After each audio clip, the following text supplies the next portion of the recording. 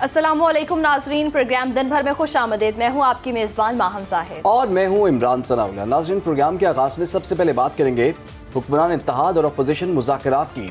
Opposition जमात PTI और हुक्मरान इत्तेहाद जमात की मुज़ाकराती टीमों के दरमियान मुज़ाकरात इस्लामाबाद पार्लियामेंट हाउस में इस वक्त जारी है। मुज़ाकरात का ऊँट किस करवट बैठेगा, ये तो कहना कबल अज़ वक्त ही होगा। पहले मुज़ाकराती दौर में तय पाया था कि PTI आज होने वाले मुज़ाकरात के दूसरे दौर में अपना चार्टर ऑफ डिमांड पेश करेगी। ये भी वाज़ेह नहीं कि हुक्मरान जमात अपोजिशन को क्या पेशकश कर सकती है, क्योंकि असल इख्तियारात तो मुज़ाकराती कमेटी के भी हाथ में नहीं है। ताहम ये ज़रूरी है कि दोनों जमातों में मुज़ाकरात शुरू होने से सियासी कशीदगी में काफ़ी हद तक कमी आई है। आमिराना तर्ज हुक्मरानी और जमहूरियत के फ़रोग़ के लिए ज़्यादा होती तंग नज़री के खात्मे के बगैर ना तो मुल्क आगे बढ़ सकता है और ना ही मुल्क की मईशत बेहतर हो सकती है। तो क्या इन अहम मसाइल को हल किए बगैर दोनों सियासी जमातों के दरमियान मानी खेज मुज़ाकरात हो सकते हैं, ये सवालिया निशान है भाई। और PTI रहनुमा शौकत यूसुफ़ज़ई कहते हैं कि सियासी कारकुनों की रिहाई और जुडिशल कमीशन के मुतालबात तस्लीम किए जाने पर ही मुज़ाकरात आगे बढ़ेंगे। ये दो मुतालबात ना माने गए तो मुज़ाकरात में पेशरफ का कोई इम्कान नहीं। उन्होंने मज़ीद क्या कहा, ये भी देख लेते हैं। बेगुनाह लोग जेलों में हैं, कारकुन पाकिस्तान तहरीक इंसाफ के, उनकी फौरी रिहाई, और दूसरे नंबर पे जो 9 मई और 26 नवंबर के जो वाक़यात हुए हैं उन पर जुडिशल कमीशन बनाना है। ये जो दो मुतालबात हैं, इस पर तहरीक इंसाफ जो है वो किसी किस्म की कंप्रोमाइज़ नहीं करेगी और ना ही इसके बगैर सिविल नाफरमानी की तहरीक वापस होगी। दोनों जो नुकात हैं ये हुकूमत के साथ मुज़ाकरात के अंदर जो ये रखी जाएगी, और अगर हुकूमत इस पर अमल दरामद नहीं करती, इन दो नुकात को तस्लीम नहीं करती, तो शायद सिविल नाफरमानी की तहरीक लाने में मुश्किलात हों। उधर नून लीग रहनुमा अमीर बकाम का कहना है कि PTI का असल चेहरा सामने आ चुका है। हम मुल्क की बका और तहफ़्फ़ुज़ के लिए मिल बैठने को तैयार हैं। वज़ीर आला खैबर पख्तूनख्वा की बात को संजीदा नहीं लेना चाहिए, वो हर बात पर यू टर्न लेते हैं। उन्होंने क्या कहा, आइए देखते हैं। आपने पार्लियामेंट हाउस पर हमला किया, आपने PTV पर हमला किया, आपने वही क्या किया नहीं किया, लोगों को मुश्किल में डाला। ये कोई कमेटी और आपस में बैठने वाली बात नहीं है। ये तो उसको उन अदालतों और कोर्ट्स में जाना है। पाकिस्तान की आज़ाद अदलिया है, बेगुनाही साबित कर दी कि वाकई बेगुनाह है तो आज़ाद होकर बाहर निकल आएंगे। चीफ मिनिस्टर दोबारा कहता है तो उसके साथ और है क्या, उसकी तो कोई डिलीवरी और परफॉर्मेंस है ही नहीं। फिर लोगों को पता चल गया है और लोगों को उसका असल चेहरा भी सामने आया कि अगर ये हमें लेके जाते और हमें कहता है कि आप हो ही रहे और फिर खुद किधर गायब हो जाते। इसी पर बात करने के लिए हमारे साथ मौजूद हैं शौकत बसरा, रहनुमा तहरीक इंसाफ, और सरदार अवैस, नुमाइंदा सुनो न्यूज़ हैं। बहुत शुक्रिया आपके वक्त का। सबसे पहले शौकत बसरा साहब, आपकी जानिब आऊँगी, कहिएगा क्या तवक्कुआत हैं आपको? मुज़ाकरात का दूसरा दौर शुरू हो चुका है, कामयाब होते दिखाई दे रहे हैं, और इन केस अगर मुतालिबात नहीं माने जाते तो क्या हिकमत अमली अपनाई जा सकती है? देखिए, जो फार्म 47 की जाली हुकूमत के नुमाइंदे इस कमेटी में हैं, उनकी हैसियत तो बिल्कुल आपको पता है कि सब हारे हुए हैं, और 17 सीटों के साथ शहबाज शरीफ जो खुद हारा हुआ है, उनकी हुकूमत बनाई हुई है। इनकी हैसियत तो स्टैब्लिशमेंट जिन्होंने इनको मुसल्लत किया है, इनकी हैसियत उनके पास एक बैटमैन की या मुलाजमीन की है। हमने मुतालबात इनको दिए हैं और ये जाके रावलपिंडी उनकी खिदमत में पेश करेंगे, कहेंगे सरकार जो हुक्म आपका बादशाह सलामत, बताएं हम क्या करें। तो जो जवाब इनको मिलेगा वो आपके हमें दे देंगे। लेकिन हम बहुत क्लियर हैं कि इन 2 पॉइंट से हम 1 इंच भी पीछे नहीं हटेंगे। तो 9 मई का फॉल्स फ्लैग ऑपरेशन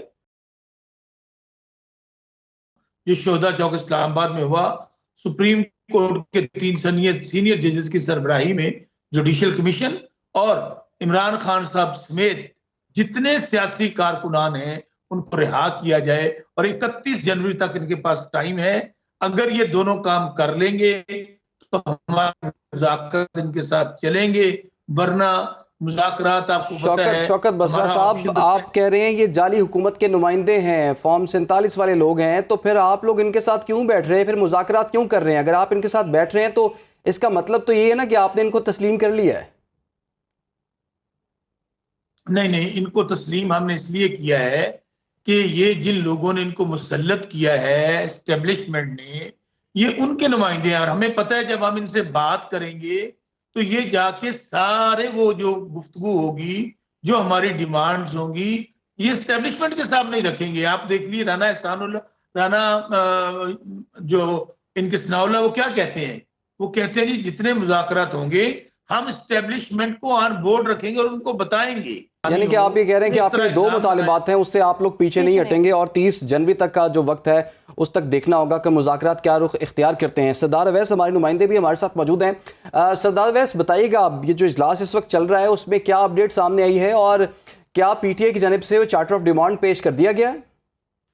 जी, अब से कुछ देर पहले ही पार्लियामेंट की जो कमेटी रूम नंबर 5 है उसमें ये इजलास शुरू हो चुका है और मुज़ाकरात का जून 2025 का ये पहली अच्छी खबर इसे जो है वो करार दिया जा रहा है कि हुकूमत और अपोजिशन जो है वो बिलाखिर मुज़ाकरात की मेज़ पर बैठ चुके हैं। और जैसे भी शौकत बस्तर साहब भी फरमा रहे थे और आप उनसे पूछ रहे थे कि चाहे ये काम 47 की गवर्नमेंट है लेकिन आप बैठे तो हैं, तो यही सवाल आज उमर अयूब से भी हमने किया था मुज़ाकरात से कबल। तो उन्होंने कहा कि हम कोई फोर्स तो नहीं है कि हम मुज़ाकरात के लिए नहीं बैठेंगे, बिलाखिर जो है वो जाके हम हैं तो सियासी कुव्वतें ही, हम तो दो के हुकूमत को नहीं मानते। फॉर्म 47 की एक गवर्नमेंट है लेकिन हमने मुज़ाकरात जो हैं वो इसी हुकूमत से करने और मुज़ाकरात तो करने हैं। आपके पास हम वापस फिर आएंगे। शौकत बसरा साहब, आपकी जानिब भी आऊँगी। कहिएगा, मुज़ाकरात की मेज़ पर तो बैठा जा रहा है, दूसरा दौर शुरू हो गया, पहले डेडलॉक बरकरार था। पार्टी के अंदर भी सुना जा रहा था कि PTI की क़यादत जो है मुज़ाकरात नहीं चाहती है या बानी PTI मुज़ाकरात नहीं चाहते हैं, गुमागू की सूरत हाल है। अभी बानी PTI का क्या मौक़िफ़ है और PTI की बाकी क़यादत का क्या मौक़िफ़ है? बानी PTI इमरान खान साहब, अभी लोग उनको जेल में मिले हैं। उन्होंने कहा है कि मैं रूल ऑफ लॉ पे यकीन रखता हूँ। हमें कहा गया कि आप बनी गाला शिफ्ट हो जाएं, खैबर पख्तूनख्वा शिफ्ट हो जाएं। आप खान साहब ने कहा कि मेरे ऊपर जो झूठे मुकदमात हैं, 1.5 साल से मैं खुद बंद हूं, हमारे तमाम कारकुनान बंद हैं, हम अदालतों को फेस करेंगे और जो अदालतें फैसला देंगी वो फैसला लेकर आएंगे। और मैं किसी डील के ताबे, जिस तरह मियां नवाज शरीफ या जरदारी टोला डील के जरिए मुल्क से बाहर भाग जाता है, उन्होंने कहा डील के जरिए नहीं, मैं अदालतों के जरिए बाहर आऊंगा और मुक्का लहराता हुआ बाहर आऊंगा। इंशाअल्लाह अपने हक और सच की फतह के साथ आऊंगा। दूसरी बात, यानी कि अगर कोई ऐसी चीज ऑफर की भी गई कि KP बे या इसके साथ साथ उनकी जो इस्लामाबाद की रिहाइश गाह है बनी गाला, वहां पर उनको अगर पेशकश की गई कि वहां पर वो शिफ्ट हो जाए तो वो नहीं होंगे आपके ख्याल में? एब्सोल्युटली नॉट, एब्सोल्युटली नॉट मेरे भाई। अगर हमने कोई डील करनी होती या हमने इसी तरह चलना होता तो इतनी लंबी जद्दोजहद का हमारे लोग हुए हैं, हमने यहाँ पर लोगों को पाबंदे सलासल हुए हैं, कारोबार तबाह किए गए हैं, घरों पर अटैक किए गए हैं, हमें 100-100, 200 मुकदमों में नामजद किया गया है। तो आपका क्या ख्याल है, अगर हुकूमत लेनी होती तो हमारे तो 8 फरवरी को इनकी तमाम तर धांधली के बावजूद कौम ने 2/3 मेजोरिटी दी और पीपल्स पार्टी चल कर गई। क्या इमरान खान साहब आप हुकूमत बनाए? अब इमरान अच्छा शौकत बसरा साहब, आपके जो दो बड़े मुतालिबात हैं, एक तो ये आपके कारकुनान और रहनुमाओं की रिहाई के हवाले से आप मुतालबा कर रहे हैं, दूसरा जुडिशल कमीशन के क़याम के मुतालिक आप बात कर रहे हैं। लेकिन जो अरकान की रिहाई का मुतालबा है वो तो इस तरह से पूरा नहीं हो सकता, क्योंकि हमने देख लिया फौजी अदालतों ने बहुत से लोगों को सजाएं भी सुना दी और आज हम देख रहे हैं कुछ लोगों की सजाएं मुआफ़ भी कर दी गई हैं। तो वो तो एक प्रोसेस है, कानूनी प्रोसेस वो तो चल रहा है, उसमें तो कोई रखना नहीं डाला जा सकता। तो ना तो वो आपका मुतालबा मेरा नहीं ख्याल के पूरा हो सकता है, फिर आप क्या करेंगे? अब कौन सी अदालतें, कौन सी सजाएं? लेकिन पाकिस्तान तहरीक इंसाफ की हुकूमत के दौरान भी हमने देखा 29 लोगों के मिलिट्री कोर्ट में ट्रायल हुए थे सिविलियंस के, जिनमें से 3 को सजाए मौत भी सुनाई गई थी। आप ही के दौर की बात कर रहे हैं हम। बात सुन लें, पहले मेरी बात सुन लें। जी कि कोई आईनी और कानूनी हैसियत इसलिए नहीं है। अब रही बात आपकी, हमारे दौर में मेरे भाई वो तरामीम की गई थी दहशत गर्दों के लिए। आज भी हमारा मुतालबा है कि के जोर पे अदलिया को तो फतह किया जा चुका है, पार्लियामेंट को फतह किया जा चुका है। हम पहले दिन से कह रहे थे कि जो आप सजाएं दे रहे हैं ये रद्दी की टोकरी में जाएंगी। और सबसे बढ़कर आप देखिए कि दुनिया ने कितना रिटेलिएट किया है। आप दुनिया से अलग नहीं रह सकते, आप वहां ममालिक के मेंबर्स हैं। सजाएं रिवर्स हो सकती हैं। शौकत बसरा, रहनुमा तहरीक इंसाफ, हमारे साथ मौजूद थे। बहुत शुक्रिया आपके वक्त का। जबकि सरदार अपडेट कर रहे थे इस हवाले से, आपका भी बहुत शुक्रिया। और अब देखना ये कि दूसरा दौर शुरू हो चुका है, मुज़ाकरात कामयाब होते हैं या नहीं होते हैं। 2 मुतालिबात हैं जिसमें से जैसे कि आपने कहा कि एक मुतालिबा तो लग रहा है कि पूरा नहीं भी हो सकता और हो भी सकता है, ये तो आने वाला वक्त ही बताएगा। आगे बढ़ते हैं जी। पाक फौज के शोबा ताल्लुकात आमा के मुताबिक सानिहा 9 मई 2023 के 19 मुजरिमों की सजाएं मुआफ कर दी गई हैं। ISPR के मुताबिक सानिहा 9 मई की सजाओं पर अमल दरामद के दौरान मजमूई तौर पर 67 मुजरिमान ने रहम की पिटीशंस दायर की थी। 48 पिटीशंस को कानूनी कार्रवाई के लिए कोर्ट्स ऑफ अपील में नजर सानी के लिए इरसाल किया गया। 19 मुजरिमान की पिटीशंस को खालिस्तन इंसानी बुनियादों पर कानून के मुताबिक मंजूर किया गया है। ISPR के मुताबिक दायर की गई दीगर रहम की पिटीशंस पर अमल दरामद मुकर्रर कानून के मुताबिक किया जाएगा। इसी पर बात करेंगे डेप्टी ब्यूरो चीफ इस्लामाबाद गजाला नौरीन से। जी गजाला, क्या डेवलपमेंट हुई है इस हवाले से अब तक? जी बिल्कुल इमरान, सबसे पहले तो आज ISPR की जानिब से ये एलामिया जारी किया गया जिसमें ये बताया गया है कि पाक फौज के कोर्ट्स ऑफ अपील ने सानिहा 9 मई के 19 मुजरिमान की सजाओं में माफ़ी का ऐलान कर दिया है। सजाओं पर अमल दरामद के दौरान इन मुजरिमान ने रहम और माफ़ी की पटिशन दायर की थी और मुजरिमों को ज़ाब्ते की कार्रवाई मुकम्मल होने के बाद रिहा किया जा रहा है। ISPR की जानिब से ये भी बताया गया है कि सजाओं की माफ़ी हमारे मुनसिफाना कानूनी अमल, इंसाफ की मजबूती का सबूत है और हमारा निज़ाम हमदर्दी रहम के असूलों को मद्देनजर रखकर इंसाफ की फराहमी को यकीनी बनाता है। इमरान, 9 मई को PTI के एहतजाज के दौरान लाहौर समेत मुख्तलिफ शहरों में फौजी तनसीबात पर हमलों के इल्जाम में उस वक्त 105 मुल्जिमान को इंसदादे दहशतगर्दी की अदालतों ने फौज के हवाले किया था, जिनमें से 21 दिसंबर को पहले मरहले में 25 मुजरिमान को मुख्तलिफ मुद्दत के लिए कैद बामुशक्कत की सजा सुनाई दी गई थी, जबकि जो मजीद 60 थे उनकी सजाओं का ऐलान पिछले साल 26 दिसंबर को किया गया।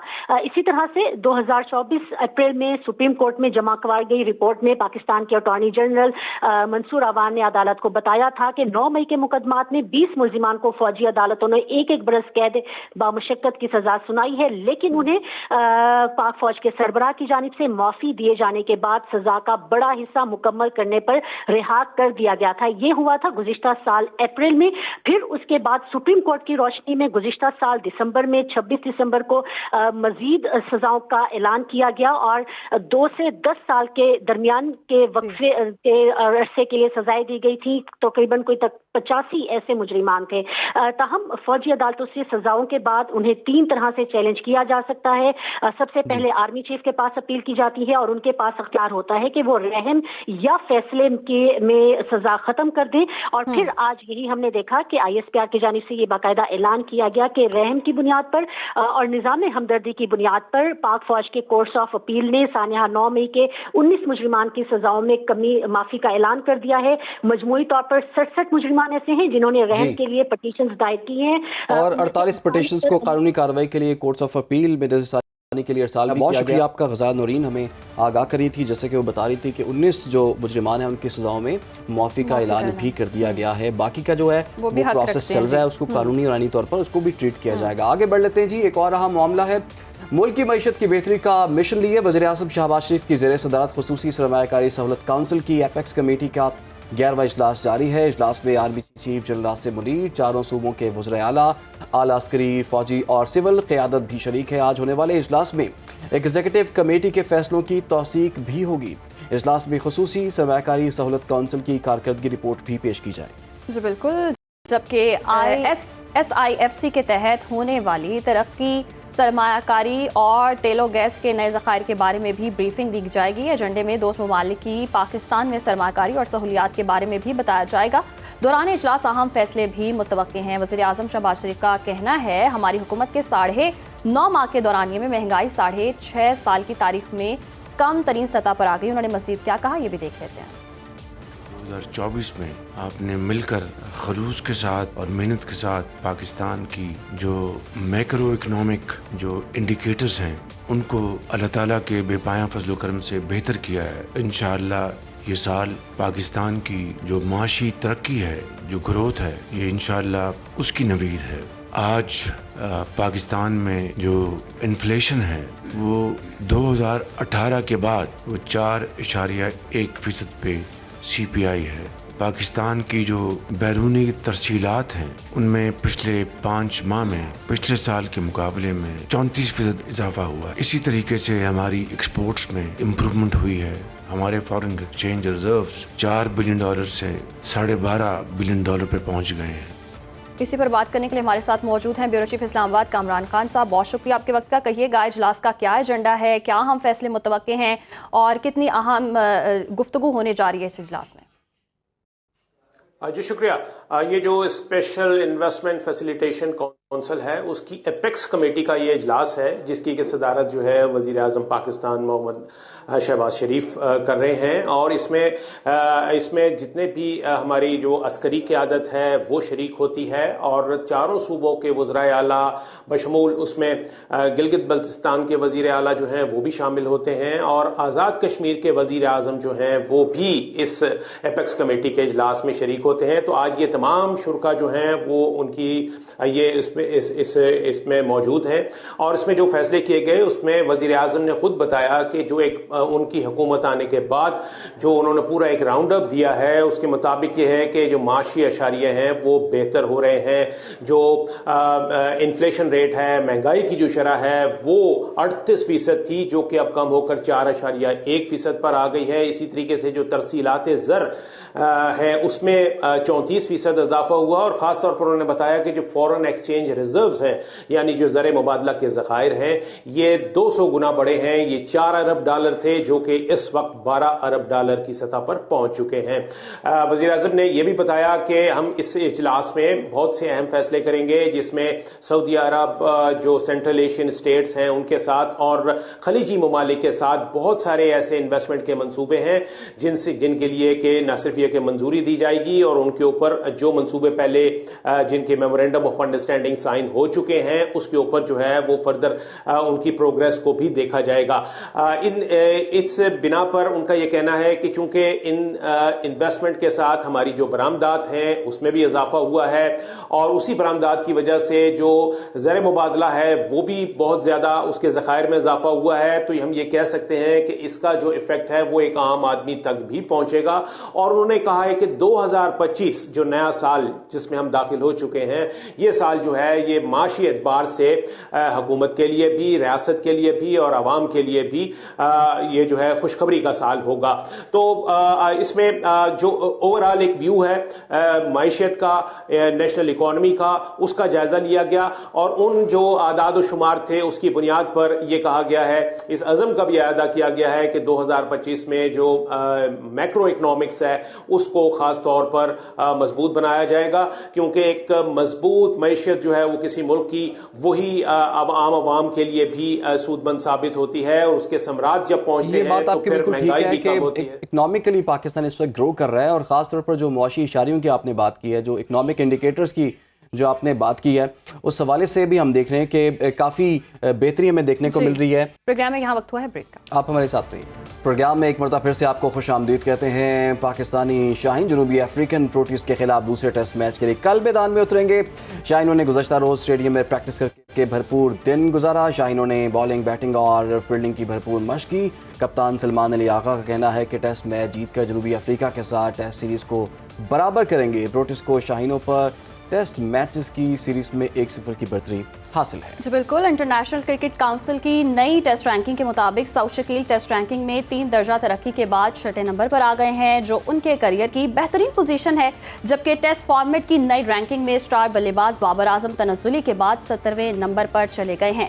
बल्लेबाजों की टेस्ट रैंकिंग में इंग्लैंड के हैरी ब्रूक और जो रूट पहली और दूसरी पोजीशन पर हैं। न्यूजीलैंड के स्टार बैटर केन विलियमसन तीसरे नंबर पर हैं। बॉलर्स की बात की जाए तो भारत के जसप्रीत बुमराह 907 पॉइंट्स के साथ पहले नंबर पर बरकरार हैं और ऑस्ट्रेलियाई फास्ट बॉलर जोश हेजलवुड दूसरे और पैट कमिंस तीसरे नंबर पर हैं। टॉप 10 बॉलर्स में मौजूद कौमी टीम के वाहिद बॉलर नुमान अली 1 दर्जा तनज़्ज़ुली के बाद 90वें नंबर पर चले गए हैं।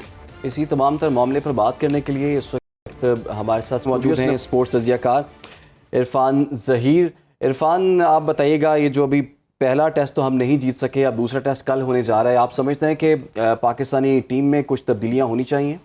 देखिए, सबसे पहले तो आपको सबको बहुत बहुत नया साल मुबारक हो। तब्दीलियों के हवाले से बात करें तो बैटिंग में तो आप तब्दीली कर नहीं सकते। ऑलमोस्ट आपका जो 6 बैटर आपने खिलाए वही खेलेंगे। एक जो आप कर सकते हैं वो मुझे लगता है कहीं ना कहीं आमिर जमाल की जगह पे या नुमान अली को आप ऐड कर सकते हैं। वो ऑब्वियसली आप पिच देखेंगे, अगर तो उसमें थोड़ा सा टर्न आपको नज़र आया तो एक ऑप्शन की जा सकती है। या मीर हमज़ा की ज़्यादा बात की जा रही है कि मीर हमज़ा ने जिस तरह ऑस्ट्रेलिया के अगेंस्ट, बांग्लादेश के अगेंस्ट परफॉर्म किया था और जिस तरह की ये पिच थी सेंचुरियन खासतौर पे जहाँ पहला टेस्ट मैच खेला गया, तो उस पिच पे भी मीर हमज़ा का खेलना बनता था। और मेरा नहीं, मुझे समझ नहीं आई किस बेसिस की वजह से इन्होंने उनको बाहर किया और आपने आमिर जमाल को प्रेफरेंस दी। ओबियसली आप अपनी बैटिंग को ज़रा डीप करना चाह रहे थे, बट हमने पास में देखा है 99% ऐसे होता है कि अगर आपके 5-6 बैटर रन नहीं करते तो 7वें नंबर का बैटर भी कुछ आके परफॉर्म ऐसा नहीं करता।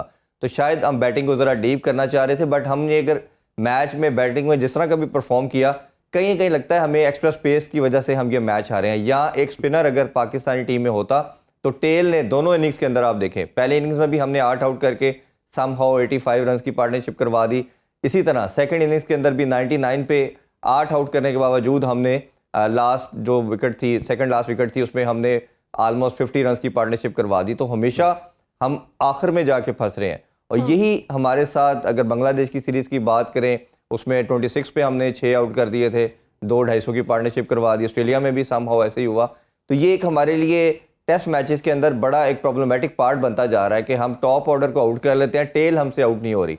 इसमें हमेशा कहता हूँ कि टेल को आउट करने का बेस्ट मेथड आपके पास एक्स्ट्रा स्पेस होता है, जैसे किसी दौर में वसीम वकार, शुएब अख्तर होते थे, या आप समहाउ उमर गुल की वगैरह की बात करते हैं। तो ये पेस, इतना पेस ज़रूर होना चाहिए। और शाहीन को जो ड्रॉप किया गया, तब भी मैंने ये बात की थी कि शाहीन शाह अफरीदी जैसा बॉलर आपकी इस लाइनअप में बनता था, बट ओबियसली टीम मैनेजमेंट का यही मानना है कि उनको सेव किया जा रहा है चैंपियन ट्रॉफी के लिए। उनको सेव किया जा रहा है। इरफान, हम ये देख रहे हैं चैंपियंस ट्रॉफी का इफ्तिताही मैच जो है 19 फरवरी को शुरू होने जा रहा है, उसमें आप टीम सिलेक्शन को कैसे देखते हैं? कहा जा रहा है जी कि 7 बैटर्स रखे गए हैं, 3 स्पिनर्स की शमूलियत भी मुमकिन हो सकती है। देखिए, उसमें 3 नाम तो भी सामने आ रहे हैं जो सोर्सेज के मुताबिक, कि फ़खर जमान को लाया जा रहा है, इमामुल हक को ग्रीन सिग्नल मिल गया है, और शादाब को। सबसे इन दोनों की शायद इंक्लूजन पे बात नहीं लोग कर रहे, शादाब की इंक्लूजन पे बहुत डिबेट हो रही है कि शादाब को किन बेसिस की वजह से ग्रीन सिग्नल दिया जा रहा है, उसने ऐसा क्या परफॉर्म किया है। हमने वैसे देखा भी है T20 कप में बैटिंग और बॉलिंग दोनों में उन्होंने अच्छा परफॉर्म नहीं किया। अभी कुछ उनको वीडियोज़ भी उनकी हम देख रहे हैं सोशल मीडिया पर, जिसमें वो प्रैक्टिस करते हुए दिखा रहे हैं। देखें, शादाब अगर फिट है तो वो सबसे मेन प्लेयर भी बन जाता है, वो एक पूरा एक आपका पैकेज है as a player, batting bowler और फील्डर भी बेहतरीन है। बट अगर परफॉर्म नहीं करते तो फिर आप उसको अगर कंप्रोमाइज़ करके एक बैटर को कम करके खिलाते हैं एज ए बैटर, तो वो फिर जगह नहीं बनती उनकी टीम में। तो ये 3 प्लेयर पे बात हो रही है, बट मैं मानता हूँ कि आपको साजिद खान जैसे प्लेयर पे ज़रूर इन्वेस्ट करना चाहिए। जिस तरह उसने आपको टेस्ट सीरीज जिताई नुमान अली के साथ, वो एक बॉलर के अलावा एक पूरा बैटर भी है और वो 6-7वें नंबर पर आके अच्छी खासी हिटिंग भी करता है। तो आपकी जो मैचेस होने हैं वो सब कॉन्टिनेंट में होने हैं, पाकिस्तान और दुबई में मैचेस होने हैं, और ये पिचेस उसको बहुत सूट करेंगी।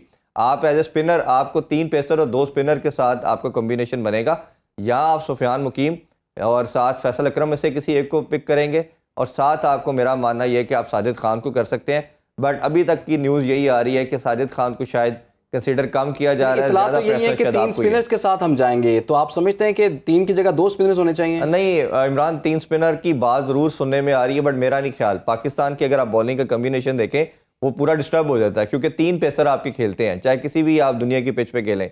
शाहीन खेलता है, नसीम खेलता है और हारिस रऊफ खेलते हैं। तो ये 3 बॉलर आपके मस्ट खेलेंगे, 2 पेसर होंगे, क्योंकि उसकी रीज़न इस तरह है कि सलमान अली आगा भी स्पिन कर लेते हैं, और आपने देखा साउथ अफ्रीका में जिस तरह परफॉर्म किया, और साइम अयूब भी कई मैचेस में हमें 8-10 ओवर करते हुए नजर आ रहे हैं। तो 2 आप रेगुलर स्पिनर खिलाएंगे, 2 आपके पास पार्ट टाइम बॉलर होंगे एज ए स्पिनर ऑप्शन के तौर पे, और 2 आप प्रोफेशनल स्पिनर या प्रॉपर स्पिनर खिलाएंगे, और 3 आपके पेसर होंगे। तो ये टीम का कम्बिनेशन अभी तक जो मेरे सोर्सेज हैं माइंड में रखा जा रहा है, इसी के साथ मोस्ट लाइकली पाकिस्तान टीम मैदान में उतरेगी। इरफान, अभी नई टेस्ट रैंकिंग भी जारी हुई है। सऊद शकील जो है वो रैंकिंग में 3 दर्जे उन्होंने तरक्की पाकर 6ठे नंबर पर आ गए हैं, लेकिन बाबर आजम जो है वो उनको तनज़ली का शिकार हुए हैं, 17वें नंबर पर पहुंच गए हैं। तो आपके ख्याल में बाबर को इस वक्त कैसा परफॉर्म करना चाहिए? ये क्या मसाइल का सामना है, क्योंकि बाबर एक टॉप क्लास बैटर तो है ही। देखिए इमरान, ओडीआई फॉर्मेट उनको बहुत सूट करता है, और ये कि उन्होंने रिकॉर्ड अपने नाम कर लिया कि चौथा साल है कि ओडीआई के रैंकिंग में नंबर 1 है। बट सम हाउ नदर टेस्ट फॉर्मेट में कहीं ना कहीं वो स्ट्रगल करते नज़र आ रहे हैं, और ऑलमोस्ट 3 साल से ज़्यादा का टाइम होने जा रहा है कि उन्होंने कोई 50 स्कोर नहीं की थी। ये 3 साल के बाद उन्होंने 50 स्कोर की है, 100 तो खैर आप छोड़ ही दें। तो ये एक ओबियसली उनके ऊपर बड़ा क्वेश्चन मार्क आ रहा है कि टेस्ट में जो परफॉर्मेंस उन पर ड्यू है, जो एक्सपेक्ट करती है पूरी नेशन या दुनिया क्रिकेट उनको देखना चाहती है, वो नहीं आ रही, क्योंकि क्रिकेट की जो जान या जिस समझा जाता है वो टेस्ट क्रिकेट माना जाता है। तो टेस्ट क्रिकेट में बाबर आजम स्ट्रगल करते नज़र आ रहे हैं। बॉल को खासतौर पे जो वे जाती है बाहर की तरफ, जैसे आउट स्विंग कहते हैं, उस पर खेलते हुए उनको काफ़ी प्रॉब्लम आ रहा है। और ख़ासतौर पे यसीना कंट्रीज़ के अंदर तो हम देखते हैं कि बाबर ज़्यादा स्ट्रगल कर रहे हैं। आल्दो कि उन्होंने पाकिस्तान में भी खैर कुछ अच्छा खासा कुछ भी परफॉर्म नहीं किया। बांग्लादेश की सीरीज़ देख लें या इंग्लैंड के अगेंस्ट जो एक टेस्ट मैच खेला, तो बाबर को एज ए बैटर इस पर काफ़ी मेहनत करनी पड़ेगी। ये बाबर पे भी बहुत प्रेशर है। दूसरी तरफ आप देखें तो बाबर पे बड़ा प्रेशर है, बाकी खिलाड़ियों पे भी भी कुछ प्रेशर है। बहुत शुक्रिया इरफान ज़हीर हमारे साथ मौजूद थे। जैसा कि एक चैंपियंस ट्रॉफी भी होने जा रही है, उसके लिए भी तैयारियां भरपूर हैं। उसके लिए भी टीम सिलेक्शन जो है वो अपने आखिरी मराहिल में है। बहुत से नाम सामने आ रहे हैं। 3 का जिक्र तो इरफान ने ही कर दिया। फिर 3 स्पिनर्स के बारे में बात हो रही है, 7 बैटर्स के साथ जो है मैदान में आने की कोशिश करें। बहरहाल इस हवाले से हम आपको लम्हा बलम्हा आगाह भी रखेंगे और इस हवाले से तज्ज़िये भी पेश करेंगे। फिलहाल प्रोग्राम में यहाँ पर वक्त हुआ एक ब्रेक का। हमारे साथ रहिए।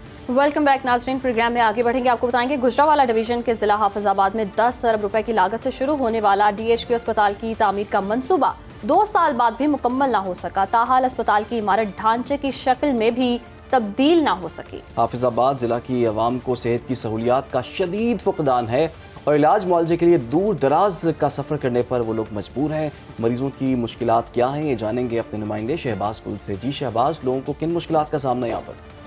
बिल्कुल, हुकूमत पंजाब की जानिब से हाफिजाबाद में 10 अरब रुपए की लागत से जदीद सहूलियात से रास्ता जो है वो 3 साल कबल नए DHQ अस्पताल की तमीर का मंसूबा शुरू किया गया था और 2022 में इसका जो है वो संगे बुनियाद भी रखा गया था। चुनांकि अब 2024 जो है वो इख्तिताम को है और ये मंसूबा जो है वो 3 साल बाद भी मुकम्मल नहीं हो सका। इसकी बड़ी वजह ये बताई जा रही है कि मुसलसल फ़ंड्स की अदम दस्तयाबी के बायस ज़ेरे इल्तवा ये मंसूबा जो है वो चला आ रहा है। यहाँ पर भी एक शहरी मासूम मौजूद हैं। सर बताइए क्या मसाइल हैं? कोई भी प्रोजेक्ट को जो गवर्नमेंट लॉन्च करती है खुशाइन बात है, लेकिन जो इसमें सुस्त रवि की शिकार की वजह है उसको बुनियाद खत्म होना चाहिए और इसको मुकर्रर टाइम पे पूरा होना चाहिए ताकि हम इससे मुस्तफीज़ हो सकें। इनका मुतालबा है कि हकाम जो है फौरी तौर पर मंसूबे को तामीर करवाएं ताकि यहाँ के जो लोग हैं वो बेहतर सहूलियात से भी मुस्तफीद हो सकें। जी, इलाका मकीनों को क्या कहना है वो भी देख लेते हैं। DHQ अस्पताल है हाफिजाबाद में, जिसका कंस्ट्रक्शन का काम सन 2022 में शुरू हुआ था। अभी तक जो है ना उसकी कंस्ट्रक्शन का काम कंप्लीट नहीं हुआ और डॉक्टर ने लाहौर रेफर किया है यहाँ सहूलियात ना होने की वजह से। अगर ये न्यू अस्पताल DHK बन जाए तो हमें यहाँ सहूलियात मिल सकती है। जैसा कि बदकिस्मती हमारा अभी DHQ अस्पताल तखीर का शिकार है। अगर इसको पूरा कर दिया जाए तो अवाम के लिए और मरीजों के लिए बहुत सी आसानी पैदा हो सकती है। हमारे हाफिजाबाद में सेहत की सहूलियत बहुत कम है, इसकी वजह से हमें दूसरे बैरून शहर जाना पड़ रहा है और यही अगर तमीर हो जाए तो हम यहाँ से फ़ायदा हासिल करेंगे। तो लोगों के मसाइल आपने जाने, आगे बढ़ते हैं, कुछ बात कर लेते हैं जी मौसम की। और आपको अब लिए चलते हैं सवात के सियाती मकामात पर इस वक्त बर्फबारी का आगाज़ हो गया है, जबकि शहरी इलाकों में बारिश का सिलसिला भी जारी है। इस वक्त हमारे नुमाइंदे अब्दुल्ला शरीक कालाम में सयाहों के साथ मौजूद हैं, उनसे जान लेते हैं। जी कहिएगा, क्या कहना है सयाहों? हाँ जी बिल्कुल, बर्फबारी का सिलसिला जारी है और इस वक्त मैं स्वात के सयाहती मुकाम कालाम में मौजूद और यहाँ पर हम देख रहे हैं कि बड़ी तादाद में सयाहों ने इस वादी का रुख कर लिया हो। यहाँ पहुँच कर यहाँ पर वो बर्फबारी को खूबसूरत नज़ारे को वो एंजॉय कर रहे हैं। इस वक्त तमाम रास्ते खुले हैं। अगर आपने यहाँ पर आना है तो तैयार के साथ आप आए। अगर आप खुद ड्राइव कर रहे हैं तो ज़रूर है कि आपके साथ टेरे को जो जंजीर लगते हैं वो भी आपके साथ हो ताकि आपका सफ़र महफूज रहे। और दूसरा ये है कि अगर बच्चे आपके साथ हैं तो गर्म मलबूसात, ड्राई फ्रूट लाजिमी है ताकि आपका सफ़र भी गर्म रहे और आप यहाँ पर पहुँच सके और यहाँ पर आप इस लाइव स्नोफॉल को और खूबसूरत नज़ारों को खूब इंजॉय कर सके। महकमा मौसमियात के मुताबिक बारिश और बर्फबारी का ये जो स्पिल है ये मज़ीद 24 घंटे तक जारी रखने का इम्कान जाहिर किया है। जी तो नाज़रीन, सवात में तो बर्फबारी का सिलसिला जारी है, लेकिन प्रोग्राम का वक्त खत्म हो चुका है। इजाज़त दीजिए, अल्लाह हाफ़िज़।